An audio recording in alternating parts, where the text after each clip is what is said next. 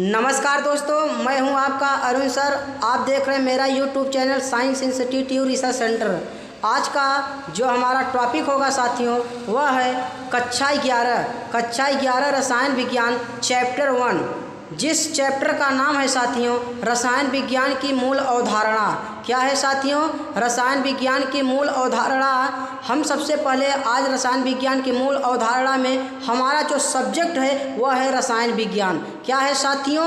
रसायन विज्ञान। तो चलिए देखते हैं कि रसायन विज्ञान साथियों किसे कहते हैं, रसायन विज्ञान का अर्थ क्या होता है, रसायन विज्ञान का मतलब क्या होता है। तो चलिए देखते हैं हम सबसे पहले रसायन, जिसे अंग्रेजी भाषा में केमिस्ट्री कहा जाता है। क्या कहा जाता है साथियों? देखिए, जब हम रसायन का संधि विच्छेद करते हैं साथियों, तो वह हो जाता रस धन आयन बराबर क्या होता है साथियों? रसायन। कहा गया साथियों रसायन की जब संधि विच्छेद किया जाता है तो रस धन आयन बराबर साथियों क्या होता है? रसायन। रस का मतलब होता है साथियों कोई लिक्विड, रस का मतलब होता है साथियों कोई लिक्विड, आयन का मतलब होता है आयन। अब देखिए साथियों, आयन दो प्रकार का होता है। हमारा पहला होता है धन आयन और दूसरा होता है साथियों हमारा ऋण आयन। धन आयन को साथियों धन आयन को धातु कहा जाता है, ऋण आयन को साथियों अधातु कहा जाता है। तो चलिए हम देखते हैं आज रसायन विज्ञान का पहला चैप्टर। देखिए साथियों, पहला चैप्टर है रसायन विज्ञान की मूल अवधारणा। तो सबसे पहले हम रसायन विज्ञान की मूल अवधारणा में बात करते हैं साथियों कि रसायन विज्ञान किसे कहते हैं। रसायन विज्ञान अर्थात केमिस्ट्री किसे कहा जाता है, केमिस्ट्री की डिफिनीशन अर्थात परिभाषा क्या होती है। सबसे पहले हमें किसी के बारे में पढ़ने से पहले हमें यह जानकारी होना चाहिए कि वह वस्तु क्या है, वह वस्तु कहाँ से लिया गया था, उनकी उत्पत्ति कहाँ से हुई थी साथियों, उसके बारे में हमें जानना बेहद ज़रूरी है। तो चलिए आज का हमारा जो साथियों लेक्चर है, आज का लेक्चर हम बहुत शानदार तरीके से स्टार्ट करते हैं। तो चलिए देखते हैं रसायन विज्ञान अर्थात केमिस्ट्री। कह रहा है विज्ञान की वह शाखा जिसके अंतर्गत पदार्थों के गुण, संगठन, संरचना तथा उनमें होने वाले परिवर्तनों का अध्ययन किया जाता है, उसे रसायन विज्ञान कहते हैं। साथियों कह रहा है यह रसायन विज्ञान एक विज्ञान की शाखा है, यह रसायन विज्ञान एक विज्ञान की शाखा है। इसके अंतर्गत पदार्थ, अब आपको साथियों पता होना चाहिए कि पदार्थ जो होता है, कोई भी पदार्थ, उनकी गुण अर्थात उनकी क्वालिटी क्या है और उनकी संरचना अर्थात उनकी बनावट क्या होती है, इनके बारे में जो अध्ययन किया जाता है उसे ही रसायन विज्ञान कहते हैं। क्या कहते हैं साथियों? रसायन विज्ञान कहते हैं। देखिए ध्यान दीजिएगा, कह रहा है chemistry is the branch of physical science. कह रहा है केमिस्ट्री यह विज्ञान की एक शाखा है अर्थात फिजिकल साइंस, भौतिकी विज्ञान। दैट स्टडी अर्थात इसका अध्ययन स्ट्रक्चर अर्थात इनका जो संरचना होता, components property and change of matter. कह रहा है इनकी जो प्रॉपर्टी होती है किसी पदार्थों की, जो संरचना होती है, उनके बारे में जो चेंज किया जाता है अर्थात जो परिवर्तन किया जाता है, उसी को रसायन विज्ञान कहते हैं। आगे देखते हैं साथियों, कह रहा रसायन विज्ञान की उत्पत्ति। कह रहा रसायन विज्ञान की उत्पत्ति कहाँ से हुई थी? कह रहा है मिस्र के प्राचीन शब्द कीमिया से हुई। कह रहा है केमिस्ट्री की उत्पत्ति मिस्र के प्राचीन शब्द कीमिया से हुई, जिसका शाब्दिक अर्थ है साथियों काला मिट्टी, काली मिट्टी अर्थात काला पदार्थ। कह रहा है रसायन विज्ञान के जनक लेवासिये जी को माना जाता है। रसायन विज्ञान के जो जनक है साथियों, वह रसायन विज्ञान के जनक लेवासिये जी को माना गया है।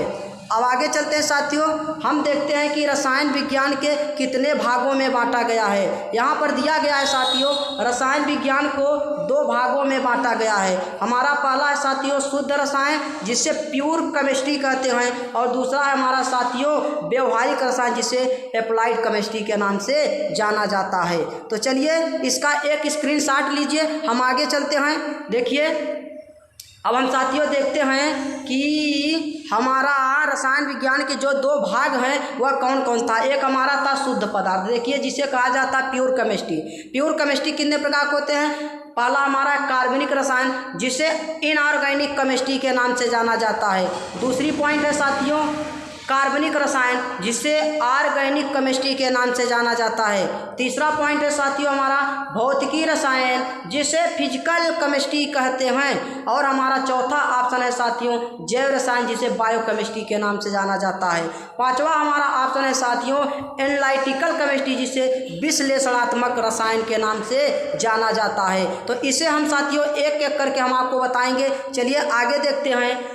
हमारा अब आता है दूसरा भाग का रसायन विज्ञान का दूसरा जो भाग है साथियों वह है व्यवहारिक रसायन जिसे अप्लाइड केमिस्ट्री के नाम से जाना जाता है। यह अंतरिक्ष रसायन पहला होता है। दूसरा है अपराध रसायन जिसके अंतर्गत अपराधों का अध्ययन किया जाता है। तीसरा पॉइंट है साथियों औषधि रसायन, इसके अंतर्गत औषधि को अध्ययन किया जाता है। चौथा हमारा है साथियों औद्योगिक रसायन, इसके अंतर्गत जिसमें बड़े बड़े कारखाने होते हैं उनमें औद्योगिक का अध्ययन किया जाता है। पांचवा ऑप्शन है हमारा साथियों कृषि रसायन, इसके अंतर्गत खेती करने अर्थात एग्रीकल्चर टू स्टडी का अध्ययन किया जाता है साथियों। हमारा अगला पॉइंट है खनिज रसायन अर्थात मिनरल स्टडी, इसके अंतर्गत अध्ययन किया जाता है साथियों। चलिए इसका एक स्क्रीनशॉट लीजिए, हम आगे की ओर बढ़ते हैं। चलिए साथियों देखिए हमारा जो पहला ऑप्शन था अकार्बनिक रसायन। साथियों देखिए अकार्बनिक रसायन अर्थात इनऑर्गेनिक केमिस्ट्री किसे कहते हैं, इनकी परिभाषा क्या होती है साथियों। कह रहा है रसायन विज्ञान की वह शाखा, रसायन विज्ञान की वह शाखा जिसके अंतर्गत धातु, कह रहा धातु, अधातु, अम्ल, क्षार एवं लवण तथा खनिज पदार्थों के गुणधर्म बनाने की विधियों और उसके उपयोग का अध्ययन किया जाता है साथियों, उसे अकार्बनिक रसायन विज्ञान कहते हैं। साथियों देखिए कह रहा अकार्बनिक रसायन जो होते हैं इनके अंतर्गत जितने धातु होते हैं अर्थात मेटल, क्या है साथियों, जितने धातु होते हैं और अधातु होते हैं, उसके बाद अम्ल अर्थात एसिड, क्षार अर्थात बेस,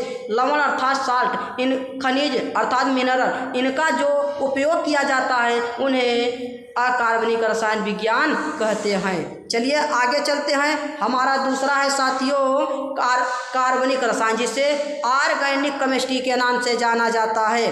साथियों चलिए देखिए प्यारे स्टूडेंट, कह रसायन विज्ञान की वह शाखा जिसके अंतर्गत कार्बन के यौगिकों का अध्ययन किया जाता है उसे कार्बनिक रसायन कहते हैं।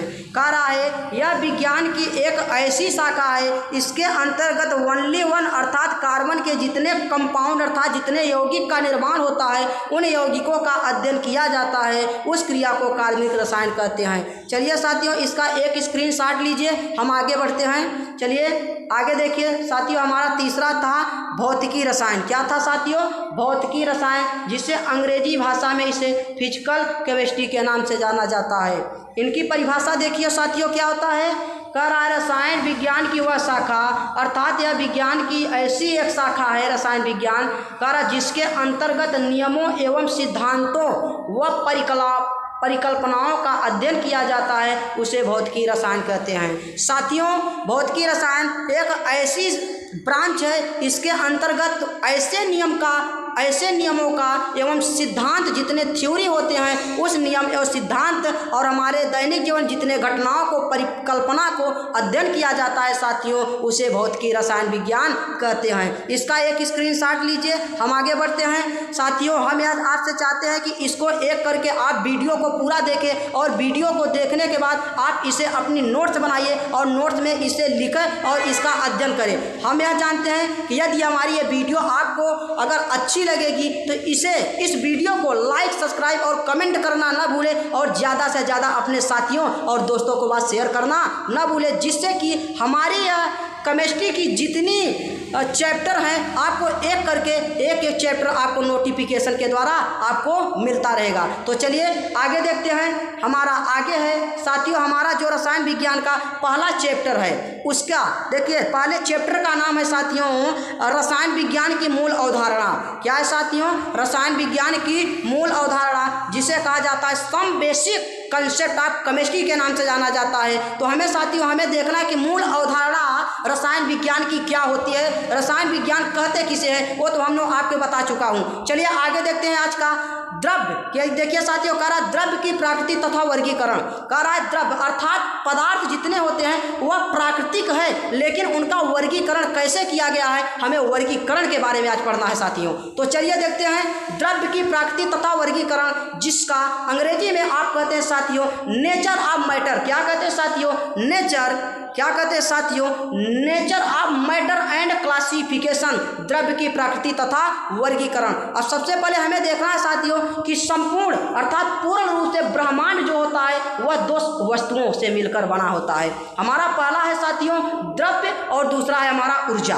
क्या है साथियों? पहला हमारा पॉइंट है द्रव्य और दूसरा है ऊर्जा। अब देखते हैं हम द्रव्य को किस नाम से जानते हैं, द्रव्य कहाँ पर होता है, द्रव्य की कितनी अवस्थाएं होती हैं, द्रव्य के अंतर्गत क्या क्या आता है साथियों। चलिए हम आज द्रव्य या पदार्थ के बारे में बात करते हैं। देखिए यहाँ पर दिया गया द्रव्य या पदार्थ अर्थात जिसे मैटर कहा जाता है साथियों। क्या कहा जाता है? द्रव्य या पदार्थ। चलिए देखते हैं द्रव्य या पदार्थ साथियों किसे कहते हैं। कह रहा द्रव्य अर्थात पदार्थ। कह रहा है ब्रह्मांड अर्थात संसार का ऐसी वस्तु वह घटक जो स्थान घेरती है। क्या साथियों? जो स्थान घेरती है और जिनमें कुछ भार हो।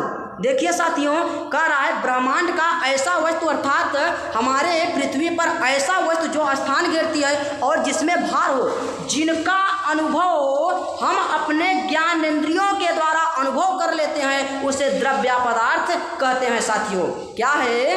ब्रह्मांड का एक ऐसी घटक, एक ऐसा वस्तु जो स्थान घेरती है और जिनमें कुछ भार होता है, जिनका अनुभव हम अपने ज्ञानेंद्रियों के द्वारा अनुभव करते हैं, वह क्रिया द्रव्य पदार्थ कहलाती है। जैसे उदाहरण के रूप में आपको दिखाया गया इसमें, जैसे है साथियों ईंट है, दूसरा है साथियों पत्थर, लोहा, बालू इत्यादि। क्योंकि साथियों आप जानते हैं कि एक ईंट जो होता है वह क्या होता है, मिट्टी की बनी होती है। यह ईंट क्या होता है, काफ़ी सॉलिड होता है। अगर इसकी बात करते हैं ईंट की, तो ईंट जो होता है वह काफ़ी सॉलिड होता है। इसका जो होता है कहीं पर जब ईंट को हम देखें साथियों, अब हम आपको एक चित्र के माध्यम से आपको दर्शाते हैं कि जो ईंट होता है यह एक ईंट है साथियों, यह एक ईंट है। जब इस ईंट को हम उठाकर कहीं रख देते हैं तो यह ईंट क्या करता है, स्थान को साथियों घेर लेता है और घेरने के साथ साथ इसमें भार अर्थात द्रव्यमान होता है। यह क्रिया हमारा द्रव्य पदार्थ कहलाता है। चलिए हम आगे चलते हैं, इसका एक स्क्रीनशॉट लीजिए, हम आगे की ओर बढ़ते हैं। देखिए हमारा दूसरा पॉइंट है साथियों, कह रहा है ऊर्जा। क्या है साथियों? ऊर्जा, जिसे एनर्जी कहा जाता है। अब साथियों आपको यह पता होना चाहिए कि ऊर्जा किसे कहते हैं। कह रहा है ऊर्जा अर्थात एनर्जी, ऊर्जा वह भौतिक राशि है अर्थात यह फिजिकल राशि है। क्या है? ऊर्जा वह भौतिक राशि है जिसमें कुछ कार्य करने की क्षमता होती है। क्या होती है साथियों? ऊर्जा एक ऐसी हमारी भौतिक राशि है जिसमें कार्य करने की क्षमता होती है। और हमारा अगला कह रहा है ऊर्जा अर्थात एनर्जी को न तो उत्पन्न किया जा सकता है और न ही नष्ट किया जा सकता है, बल्कि इसे एक रूप से दूसरे रूप में परिवर्तित अर्थात चेंज किया जा सकता है साथियों। चलिए आगे देखते हैं ऊर्जा। कह रहा है ऊर्जा एक से अधिक रूपों में हो सकती है अथवा ऊर्जा एक से अधिक रूपों में होती है। इसका एक स्क्रीनशॉट लीजिए, हम आगे की ओर बढ़ते हैं। देखिए हमारा जो अगला है ऊर्जा, कह रहा अगला ऊर्जा है, जैसे इसमें उदाहरण में दिखाया गया है ऊर्जा। कह रहा जैसे उसमें ऊर्जा, उसमें अर्थात जिसमें उष्मा निकलती है साथियों, प्रकाश ऊर्जा जिसमें प्रकाश निकलती है, विद्युत ऊर्जा जिसमें साथियों इलेक्ट्रिसिटी होती है, और कह रहा हमारा विकिरण ऊर्जा, यांत्रिक ऊर्जा जो अंदर से ऊर्जाएं प्राप्त होती है साथियों, यह ऊर्जा के ही उदाहरण होती है। यह आइंस्टीन के अनुसार, कह रहा साथियों यह आइंस्टीन के अनुसार दिया गया है कि द्रव्य को ऊर्जा में, कह रहा किसी पदार्थ की जितनी ऊर्जाएं होती है उस ऊर्जा को द्रव्य में परिवर्तित किया जा सकता है साथियों। चलिए इसका एक स्क्रीनशॉट लीजिए, हम आगे की ओर बढ़ते हैं। अब हमारा आगे जो है साथियों उसको हम देखते हैं ऊर्जा। कह रहा उसमें ऊर्जा, प्रकाश ऊर्जा, विद्युत ऊर्जा, विकिरण ऊर्जा, यांत्रिक ऊर्जा। कह रहा है यह आइंस्टीन के अनुसार लिया गया था। कह रहा है ऊर्जा, देखिए यहाँ पर आपको एक समीकरण में दिखाया गया है साथियों ई। कह रहा है ई बराबर क्या होता है, mc स्क्वायर। कहा है साथियों ई बराबर क्या होता है, mc स्क्वायर, जहाँ ई एक ऊर्जा है, जहाँ साथियों ये ई एक ऊर्जा है, ई को एनर्जी, ई से एनर्जी होता है, यम जो होता है साथियों यम बराबर है द्रव्यमान जिसे भार कहा जाता है, सी होती है साथियों प्रकाश की चाल। प्रकाश की चाल कितना होता है, 3 × 8 मीटर प्रति सेकेंड होती है। इसका एक स्क्रीनशॉट लीजिए, हम आगे की ओर बढ़ते हैं साथियों। चलिए देखिए, अब हमारी द्रव्य की अवस्थाएं के बारे में पढ़ना है साथियों। किसमें पढ़ना है? द्रव्य की भौतिक अवस्था। देखिए, जो द्रव्य होता है, द्रव्य की भौतिक अवस्थाएं अर्थात फिजिकल स्टेट ऑफ मैटर कर रहा है। भौतिक अवस्था के आधार पर द्रव्य को 3 अवस्था में बांटा गया है जो निम्न है। कर रहा है द्रव्य की भौतिक अवस्था के आधार पर इन्हें निम्नलिखित 3 भागों में बांटा गया है जो निम्न है। देखिए साथियों, हमारा इसमें पहला दिया है द्रव्य की भौतिक अवस्थाएं। पहला दिया है ठोस अर्थात जिसे सॉलिड स्टेट कहते हैं।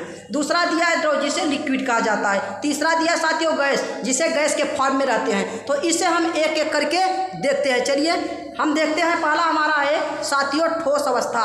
क्या है साथियों? ठोस अवस्था, जिसे सॉलिड स्टेट के नाम से जाना जाता है। किसके नाम से जाना जाता है साथियों? सॉलिड स्टेट के नाम से जाना। ठोस अवस्था क्या है साथियों? ठोस अवस्था जिसे सॉलिड स्टेट कहते हैं। देखिए यहाँ पर जरा सा, ठोस अवस्था किसे कहते हैं, इसकी डिफिनीशन क्या होती है साथियों? कह रहा है द्रव्य की वह भौतिक अवस्था, द्रव्य की वह भौतिक अवस्था जिसका आकार, कह रहा है द्रव्य की एक ऐसी अवस्था है जिसका आकार और आयतन दोनों क्या होता है साथियों? निश्चित होती है। कह रहा है द्रव्य की एक ऐसी अवस्था है जिसका आकार और आयतन दोनों क्या होता है साथियों? निश्चित होता है, उसे ठोस अवस्था कहते हैं। जैसे उदाहरण में दिया गया है लोहा, लकड़ी, ईंट, पत्थर आदि, क्योंकि इनकी जो होती है आकार जो होता है साथियों वह निश्चित होता है और इनका जो आयतन होता है वह भी एक निश्चित होता है। अब देखिए ठोस के हम कुछ लक्षण देखते हैं। ठोस के कुछ लक्षण इस प्रकार है साथियों, जैसे कह रहा है ठोसों में, पहला पॉइंट है ठोसों में अर्थात मॉलिक्यूलर अर्थात ठोसों में जो अणु होता है, अणुओं के मध्य प्रबल आकर्षण बल होता है। कह रहा है ठोसों में अणुओं के मध्य अर्थात बीच में, इनके बीच आकर्षण बल होता है जिससे अणुओं के मध्य रिक्त स्थान का अभाव होता है। जो ठोस होते हैं, ठोस के कणों के मध्य अर्थात बहुत कम रिक्त स्थान पाए जाते हैं, जिसे अंतरा अणु का स्थान कहते हैं। अगला पॉइंट इसमें कह रहा है ठोसों का घनत्व अधिक होता है। जो ठोस पदार्थ होता है उनका जो डेंसिटी होता है साथियों, जो डेंसिटी होती है अर्थात जो घनत्व होता है वह अधिक होता है। अगला पॉइंट दिया है साथियों प्रबल ससंजक बल वाले ठोसों का गलनांक उच्च होता है। जैसे दिया है लोहा, शीट, इनका जो लोहे का अर्थात जो शीट होता है इनका जो साथियों गलनांक होता है वह उच्च होता है। अगला पॉइंट दिया है दुर्बल ससंजक बल वाले ठोसों में उनके गलनांक कम होता है, जैसे मोम और सल्फर, क्योंकि मोम और सल्फर का जो गलनांक होता है साथियों वह कम होता है। ठीक, चलिए इसका एक स्क्रीनशॉट लीजिए, हम आगे की ओर चलते हैं। हमारा अगला पॉइंट है साथियों हमारा द्रव अवस्था। हमारा दूसरा है द्रव अवस्था जिसे लिक्विड स्टेट के नाम से साथियों जाना जाता है। अब देखिए द्रव अवस्था किसे कहते हैं? द्रव्य की वह भौतिक अवस्था, कह रहा द्रव्य की वह भौतिक अवस्था जिसका आयतन निश्चित। अब कह रहा है द्रव मतलब कोई लिक्विड अर्थात कोई पानी क्या होता है? पानी में बहाव होता है द्रव में। कह रहा है द्रव्य की वह भौतिक अवस्था जिसका आयतन क्या होता है साथियों? निश्चित होता है, लेकिन आकार क्या होता है? अनिश्चित होता है, उसे द्रव अवस्था कहते हैं। जैसे दिया है एग्जाम्पल में पानी, डीजल, पेट्रोल, दूध, तेल आदि। कह रहा है साथियों देखिए पानी का जो आयतन होता है वह निश्चित होता है, क्योंकि हम जानते हैं एक गिलास में, कह रहा साथियों जब एक गिलास में हम पानी डालते हैं तो पानी क्या करता है? हमारे आयतन को घेर लेता है। पानी क्या करता है साथियों? हमारे आयतन को घेर लेता है और इनकी जो आकार होती है वह क्या होता है साथियों? अनिश्चित होती है, क्योंकि जानते हैं कि द्रव में बहाव होता है, वह कहीं भी बह सकता है। ठीक, इनके कुछ लक्षण द्रव के इस प्रकार है साथियों। देखिए कह रहा है द्रव के अणुओं के मध्य आकर्षण बल ठोस की अपेक्षा, देखिए यहाँ पर वेरी इंपॉर्टेंट, कह रहा है द्रव के अणुओं के अर्थात इनके अणु के मध्य जो आकर्षण बल होता है, जो लगने वाला आकर्षण बल बीच में होता है, यह ठोस की तुलना में कम होता है। क्या होता है साथियों? ठोस की अपेक्षा कम होता है। ठीक, अगला पॉइंट है गैस की तुलना में अधिक होता है और द्रव की जो आकर्षण बल होता है गैस की तुलना में अधिक होता है और ठोस की तुलना में कम होता है। अगला पॉइंट है इनके अणुओं के मध्य गैसों की तुलना में कम होता है। अगला पॉइंट दिया है द्रव को अर्थात पानी को जिस पात्र में रखा जाता है वह उसी पात्र का आकार को ग्रहण कर लेती है। अगला पॉइंट है किसी द्रव के ताप में वृद्धि करने पर उसके अणुओं की गतिज ऊर्जा बढ़ जाती है। कह रहा है साथियों जब हम किसी द्रव को जब हम टेम्परेचर देते हैं तो टेम्परेचर देने के साथ साथ उनके जो अणु होते हैं जो मॉलिक्यूलर होते हैं उनके गतिज ऊर्जा क्या होती है वह बढ़ जाती है। अर्थात जब बताइए साथियों जब हम किसी द्रव को किसी लिक्विड को हम गर्म करते हैं टेम्परेचर देते हैं बाहर से तो उनके अंदर जितने अणु होते हैं वह अणुओं की ऊर्जाएं जो होती हैं वह गतिज ऊर्जा में बढ़ने लगती है। चलिए इसका एक स्क्रीनशॉट लीजिए, हम आगे की ओर बढ़ते हैं। हमारा आगे है देखिए साथियों हमारा अगला भाग है गैस अवस्था जिसे गैस स्टेट के नाम से जाना जाता है। अब देखिए साथियों गैस अवस्था किसे कहते हैं। कह रहा है द्रव्य की वह भौतिक अवस्था जिसका आयतन तथा आकार। अब देखिए साथियों द्रव्य की वह भौतिक अवस्था इसका गैस का न तो आयतन और न तो आकार दोनों क्या होती है साथियों अनिश्चित होती है। क्या होती है अनिश्चित होती है उसे गैस अवस्था कहते हैं। जैसे उदाहरण में देखिए हाइड्रोजन वायु नाइट्रोजन ऑक्सीजन कार्बन डाइऑक्साइड इत्यादि। देखिए साथियों कह रहा है गैस एक ऐसी अवस्था है इसका न तो आयतन और न तो आकार दोनों क्या होती है अनिश्चित होती है। क्योंकि साथियों कहा गया जैसे मान लीजिए हम स्प्रे की बात करते हैं क्या साथ मान लीजिए स्प्रे की बात करते हैं स्प्रे गैस है क्योंकि इसे जब वायु में छोड़ दिया जाता है बाहर छोड़ दिया जाता है तो ये जो होते हैं ये गैस होते हैं यह चारों दिशाओं में चलने लगती है अर्थात यह कहीं भी उड़ सकते हैं। ठीक जैसे हाइड्रोजन वायु नाइट्रोजन गैस ये गैस है गैस को छोड़ दिया जाता है चारों दिशाओं में चल जाती है इसलिए इसका न तो आयतन और न आकार दोनों क्या होती है साथियों अनिश्चित। इनके कुछ हम लक्षण देख लेते हैं गैस के। कुछ कह रहा है गैस के अणुओं के मध्य कह रहा गैस के अणुओं के मध्य न्यूनतम आकर्षण बल होता है। कह रहा जो गैस के अणु होते हैं वह काफ़ी दूर दूर होते हैं। क्या होते हैं साथियों गैस के जो अणु होते हैं वह द्रव की अपेक्षा काफ़ी दूर दूर होते हैं अर्थात कहीं भी स्वतंत्र हो सकते हैं। अगली पॉइंट है हमारा साथियों इसमें कह रहा है गैस के अणुओं के मध्य दूरी अधिक होती है। कह रहा गैस के अणुओं के जो दूरी होती है वह अधिक होती है। अगला पॉइंट है गैस के अणु चारों दिशाओं में फैल सकती है। गैस के जितने अणु होते हैं वह चारों दिशाओं में क्या होती है साथियों फैल सकती है। इसका एक स्क्रीनशॉट लीजिए, हम आगे की ओर चलती है। इसे साथियों अपना एक नोट्स बनाइए और उस नोट्स में अच्छे से इसे लिखिएगा और इसे अच्छे से तैयार कीजिएगा क्योंकि यह एनसीईआरटी पैटर्न से हम आपको यह प्रोवाइड करा रहे हैं जो हमारा पहला चैप्टर है केमिस्ट्री रसायन विज्ञान की मूल अवधारणा। चलिए हम आगे देखते हैं साथियों।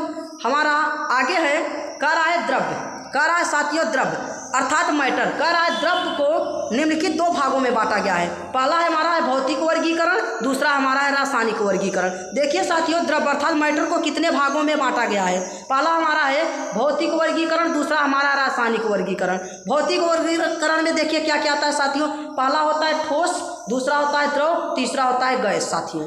और हमारा रासायनिक वर्गीकरण में क्या क्या होता है साथियों। एक होता है शुद्ध पदार्थ, एक होता है मिश्रण। क्या होता है साथियों शुद्ध पदार्थ और मिश्रण। अब देखिएगा शुद्ध पदार्थ में क्या क्या आता है। शुद्ध पदार्थ में तत्व होता है साथियों। शुद्ध पदार्थ में क्या होता है तत्व। और मिश्रण में क्या होता है साथियों एक हमारा होता है समांगी मिश्रण। क्या होता है साथियों एक हमारा होता है समांगी मिश्रण और दूसरा हमारा होता है विषमांगी मिश्रण। ठीक साथियों और आगे देखिए चलते हैं। अब शुद्ध पदार्थ। शुद्ध पदार्थ देखिए शुद्ध पदार्थ में क्या क्या होता है। एक हमारा होता है साथियों तत्व। क्या होता है तत्व और दूसरा होता है साथियों यौगिक। क्या होता है यौगिक। अब देखिए यौगिक कितने होते हैं, दो होते हैं। कह रहा है एक हमारा अकार्बनिक यौगिक होते हैं, एक हमारा कार्बनिक यौगिक होते हैं साथियों। देखिए तत्व कितने प्रकार के होते हैं, तीन। पहला हमारा है धातु, दूसरा है अधातु, तीसरा है उपधातु। इस क्लासिफिकेशन वर्गीकरण को हम आपको एक एक करके बताएंगे। ठीक है साथियों तो चलिए इसका एक आप स्क्रीनशॉट लीजिए, हम आगे की ओर